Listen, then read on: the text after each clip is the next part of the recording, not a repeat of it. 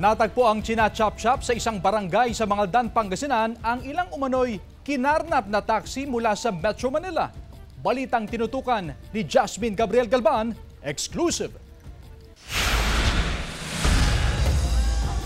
Sabado ng umaga nang kunin daw ng bagong hire na driver ang imamanehong taxi sa bahay ng mag-asawang Cleofe mula sa Caloocan City. Tiwala naman daw ang mag-asawa sa bagong driver. Bandang hapon daw nang mapansin sa GPS ng taxi na patungo na sa Pangasinan ng sasakyan. Inisip lang daw ng may-ari na baka mayroong pasaherong ihahatid sa lugar. Pagsapit ng Linggo hanggang Lunes ay hindi na raw makontak pa ni Froilan ang bagong driver. At nito lang Martes, nadiskubre niyang inaalis na ang GPS ng taxi. Kaya agad niyang kinontak ang installer ng GPS para alamin ang eksaktong kinaroroonan ng taxi. Yung GPS ko, nagpa-plus na ng alarm kahapon.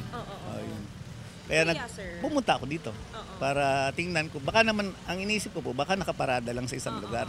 Eh, nung makita ko na wala ng pangalan yung taxi ko, siyempre iba na po yung naisip ko, karnap na po ito. Natunto na ng may-ari ang taxi sa isang bentahan ng spare parts o katayan ng mga sasakyan sa barangay na Valuan, Mangaldan, Pangasinan. Kasama ang Mangaldan Police, naaktuhan pang 3 lalaki na china-chop-chop na ang taxi. Nakabaklas na po yung mga dashcam, yung lahat ng accessories, medyo nabawasan na po. Nakita rin sa lugar ang iba pang sasakyan, kabilang ang isa pang taxi na ito na ibinabiyahe rin sa Maynila. Nakikipag-ugnayan ng pulisya sa HPG. Patuloy rin ang malawakang investigasyon ng pulisya sa insidente. Nasampahan na rin ang kaukulang kaso ang mga suspect habang patuloy na inaalam kung sino ang nasa likod ng pagtangay sa mga sasakyan. Meron talaga silang illegal activity na gagawin kasi po yung taxi ay tinanggalan nila ng mga sticker. Yes. At may mga other may mga ano pa doon sasakyan na mga cannibalize na rin iba.